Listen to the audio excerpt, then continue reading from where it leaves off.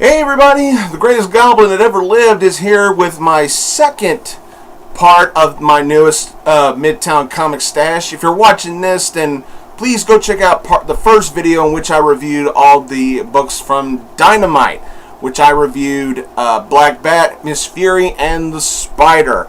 Go check that out. You will enjoy that review, I promise.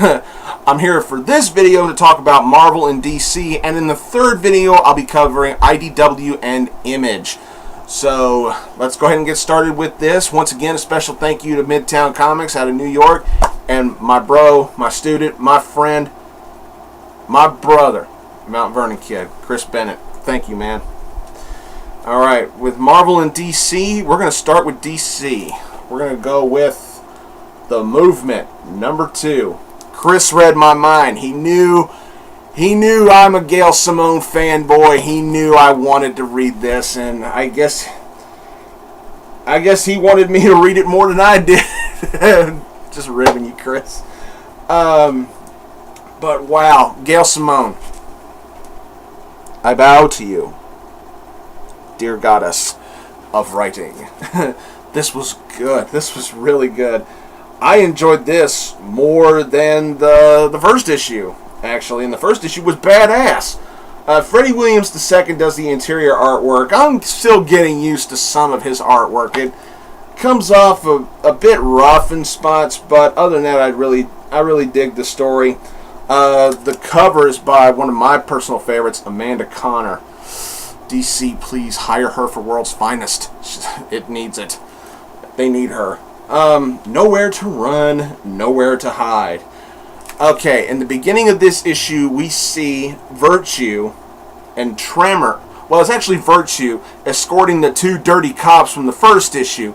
You know, the ones that wanted to get a peek from a girl in the first issue. Yeah, you know who I'm talking about. But they take these two cops into, you know, probably what they would consider their hideout, and they're actually helping people who are like homeless out on the street. They're housing they're taking an old building and using it as a shelter for homeless people and helping them out and everything. And it's really nice to see that these heroes, you know, are edgy, but they also have hearts of gold at times. Catharsis in here just killed me. I'm loving this character. I love her hot temper, her attitude, but she's also dedicated to the work she's doing, and I gotta respect the character for that. Gail really knew what she was doing when she was writing Catharsis. Virtue was awesome in here. Still, Mouse is still growing on me a little bit. He's really a little bit creepy in this issue. His favorite mouse out of his army of mice, his favorite mouse ever, unfortunately dies in this issue. And you get a really sad moment for the character, which is suddenly botched by the line, "I think I want to eat him now." Burden. Oh my god, Burden in here was awesome. I love how Virtue built up Tremor to the two crooked cops, and we get to see a character who I read for somebody on Tumblr. I believe the character's name is Vengeance Moth, and you see her. She's the one in the wheelchair. And I agree with what somebody said on Tumblr. It's kind of like Gail Simone trying to make up for the loss of Oracle, Barbara Gordon. I was like, okay, I can buy that.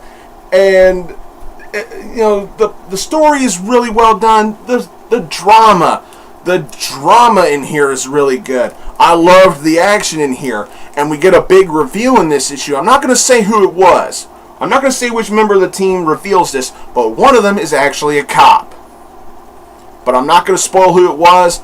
But when I saw who said it, I was like, whoa, really? This one? Wow. Didn't expect that. And while that one is dealing with their problems, the other members of the team are looking for somebody called the Weather Witch, I believe is what they called her. And I'm going to end it right there. They find her. And we get to the last page. A certain somebody has finally come back to DC. Now, who is it? I'm not going to spoil it. I saw the last page and I was like, ooh, nice! Get this book. Get this series. This was awesome. Loved it. But there's one line I gotta read it because I thought it was one of the best lines in the book, and this shows you how sick I am. Let's see. Let me get to it real quick. They're trying to track down the witch, and they come up across Burden, and he says, "I ask you, is there anything more fragrant, more perfectly wonderful than the stink of fear and blood from the freshly butchered soul?" I just had to say that. It was awesome. Alright, moving on to Marvel. Thanos Rising. Issue number 3. Jesus. This was good. Jason Aaron, Simone Bianchi. What more can you ask for? Great writer. Great artist. This was fantastic. This story about Thanos' past and what he grows up to become, we really get to see just how tortured of a character he is. You know, he doesn't. What's really interesting in the beginning of this story tells us that Thanos wasn't actually born evil. He tried to have a decent life. He had a normal childhood right up to the point where he experienced his first kill. And ever since then, we started to see him slowly and gradually growing more dark. And in this, at the end of the last issue, and this issue starts with the last issue ended with him killing his own mother. Because Thanos actually says to her, "I think I can actually remember being born, seeing you look at me and wanting to kill me. So I'm going to kill you." So that's why he killed his mother. And I didn't get the vibe that Thanos is crazy in here. He's just really... He just reeks of, I don't give a shit, you know? And it's just... He goes around the galaxies. He leaves Titan and he goes around the galaxy, you know, sowing a bunch of royal oats. I mean, he sleeps with so many different women on so many different planets, and he has multiple children out there. And he becomes a pirate, and he actually tries now. After he becomes a pirate, he actually states in here that he tries to live a life without killing. He was willing to try going the rest of his life without killing, but unfortunately, he was being ridiculed too much, and I guess he just said, "Fuck it, I can't take it anymore." You know, this is basically what it was. And in the end of this issue, he comes back to Titan, and he comes across a certain girl. You probably know who it is. And she says, "You reek of whores and bastards."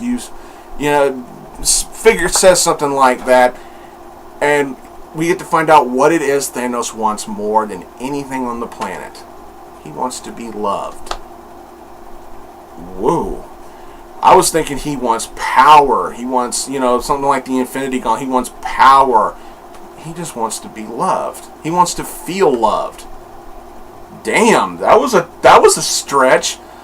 But the issue ends with him starting the chain that ends that with him officially starting the lifestyle that gives him the reputation of being one of the biggest villains in the Marvel Universe. This issue ended with a shocking moment, and it ended nicely. I like the cliffhanger. I'm interested on how much further they can go with the storytelling in here. This was fantastic. I couldn't get enough of it. Alright, that does it for my Marvel and DC video. Please go check out the first one when I tackled on Dynamite, and be sure to stay tuned for the third video in which I cover IDW and Image. I'll see y'all later.